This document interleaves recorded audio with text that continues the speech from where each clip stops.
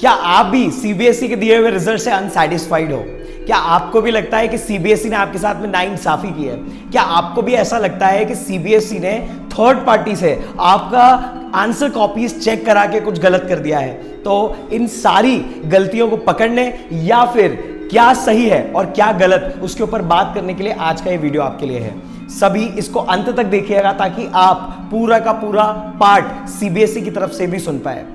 19 मई 2025 को सीबीएसई ने एक सर्कुलर लॉन्च किया जिसके तहत सीबीएसई अपने आप को डिफेंड करते हुए बताता है कि सीबीएसई ने जिन थर्ड पार्टीज से जो पेपर्स चेक कराए हैं वो कोई और नहीं, वो खुद ही सीबीएसई रजिस्टर्ड टीचर्स हैं जिनकी ट्रेनिंग भी होती है, समय से समय ट्रेनिंग भी होती है और कई हेड एग्जामिनर्स के अंडर ये प्रोसेस कंडक्ट किया जाता है। तो सीबीएसई अपने डिफेंस में बताता है कि सीबीएसई ने कुछ भी गलत नहीं किया है या फिर ऑफ द बुक्स जाकर या हमारी नॉलेज के खिलाफ नहीं किया है। ये वही प्रोसीजर है जो सीबीएसई हर साल फॉलो करता है, जहां पर एक हेड एग्जामिनर होता है, उस हेड एग्जामिनर के अंडर एक असिस्टेंट हेड एग्जामिनर होता है और हर असिस्टेंट हेड एग्जामिनर के अंडर कुछ इवैल्यूएटर्स होते हैं जो कि कॉपी को चेक करते हैं। ये जो कॉपीज है ये कई स्टेप्स में चेक होती हैं और बारी बारी से इनका वेरिफिकेशन भी किया जाता है, रीटोटलिंग भी की जाती है और इनका सैंपल चेक एडिशनली एक हेड एग्जामिनर द्वारा किया जाता है।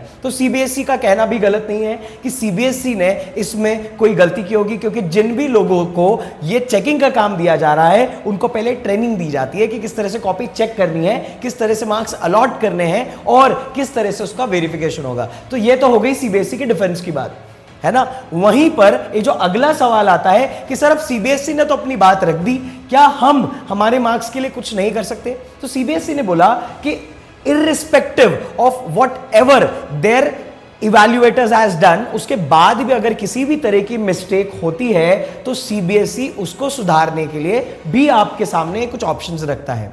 ये जो ऑप्शंस है ये पिछले साल के कंपैरिजन में इस साल चेंज हुए हैं और इसके लिए 2 स्टेप वेरिफिकेशन प्रोसेस आपको करना जरूरी है। इसमें दोनों स्टेप्स के बारे में जानकारी देने से पहले मैं आपको बता दूं दोनों स्टेप्स है क्या। Step number 1 is the request और application for the scanned answer books जो आपने एग्जाम लिखी है। अगर आपको लगता है, मान लेते हैं कि आपको लगता है कि इंग्लिश की कॉपी में कुछ मिस्टेक हुई है और आपको उसमें सुधार करवाना है, तो सबसे पहले आपको उस आंसर बुक की कॉपी, एक स्कैन्ड कॉपी सीबीएसई से बुलवानी होगी।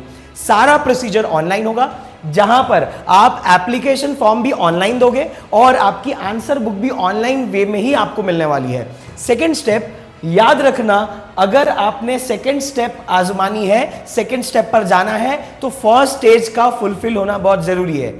हर वो बच्चा जो अपनी स्कैन कॉपी नहीं बुलवाता है वो सेकंड स्टेज में आकर री वेरिफिकेशन और री इवैल्यूएशन करने के लिए इनएलिजिबल माना जाएगा। रिमेंबर स्टेप 1 नहीं है तो स्टेप 2 भी नहीं होगी, इसका बहुत ध्यान रखना है। और दूसरा, हर चीज ऑनलाइन होने वाली है, ठीक है जी। आप किसी भी एमपी ऑनलाइन के नाम पे, है ना, ये फर्स्ट स्टेज नहीं करवा सकते। ये फॉर्म आपको खुद भरना होगा, अपने नाम से ही भरना होगा। अगर आप किसी थर्ड पार्टी को इन्वॉल्व करते हैं तो सीबीएसई इसके लिए अपने आप को रिस्पॉन्सिबल नहीं मानता है, ठीक है जी।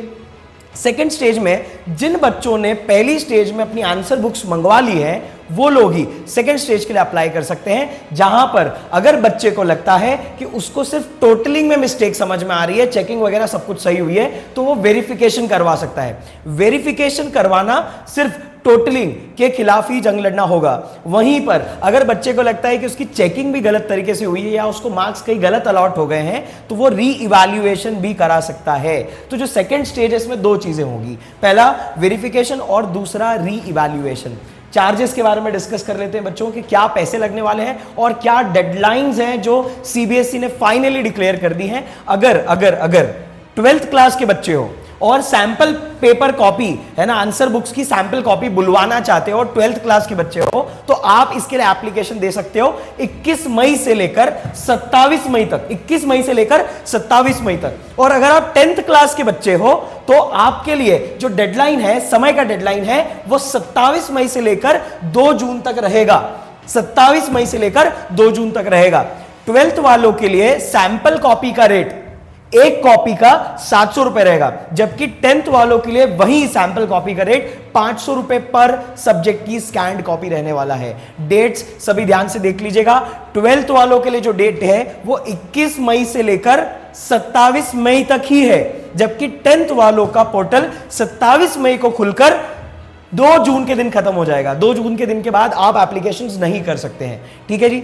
एक बार आपने अपनी स्कैन कॉपी बुलवा ली तो आप तक स्कैन कॉपी पहुंच जाएगी और उसके बाद आप स्टेप नंबर 2 पर जा सकते हैं, जहां पर आप वेरिफिकेशन या रीवैल्यूएशन का फॉर्म भर देते हैं। उसकी भी डेट सीबीएसई ने फाइनली एक सर्कुलर के थ्रू डिक्लेयर कर दी है, वो भी मैं आपको बता दे रहा हूं।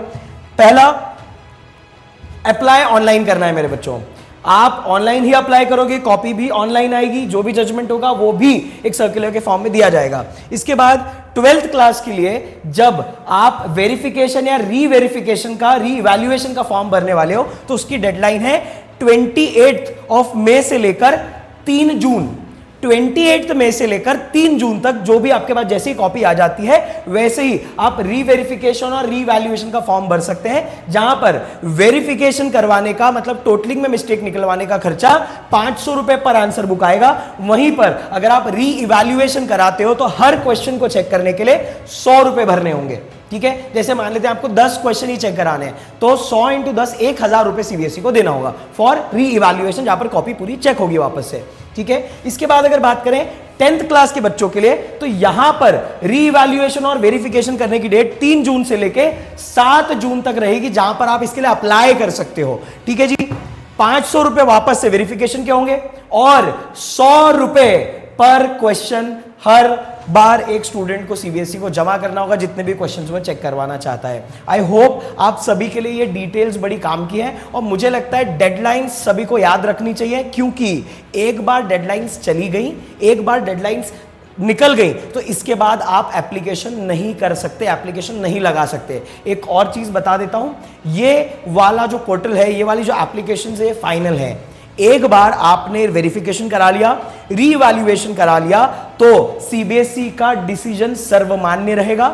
सबसे पहले उन्होंने यही नोटिफिकेशन में लिखा है कि once the decision after verification and revaluation is made this will be the final judgement, और इसके बाद सीबीएसई के डिसीजन को फाइनल डिसीजन माना जाएगा और इसके खिलाफ किसी भी तरह की अपील नहीं की जा सकती।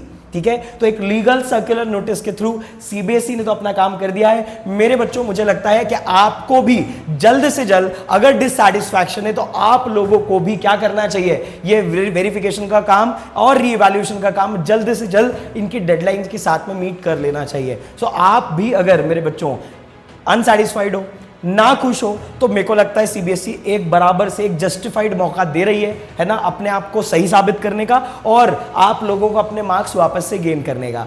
आई होप आप सभी को वीडियो अच्छा लगा हो और मैं विश्वास रखता हूं कि जितने भी लोग अपने रिजल्ट के साथ अनसैटिस्फाइड है, जिनको लगता है कि सीबीएसई ने उनके साथ गलत किया हो, मैं विश्वास रखता हूं कि सीबीएसई ने आपके साथ सब कुछ सही किया हो, या फिर अगर कुछ गलत हुआ हो तो आपके मार्क्स बढ़ जाएं। अगर आपको इसी तरह की जानकारी और भी फ्यूचर में चाहिए तो आप प्लीज हमारे चैनल को सब्सक्राइब कर लीजिए। वीडियो के अंत में एक लाइक बटन प्रेस करना मत भूल जाना, और भैया सभी लोग प्लीज एक कमेंट कर देना। जब आप लोग जुड़कर काम करते हैं तो हमें भी वीडियो बनाने का दिल करता है। आई होप सब कुछ सही है और हम इसी तरह से आगे आपके साथ जुड़े रहेंगे। थैंक यू सो मच, फिर मिलते हैं।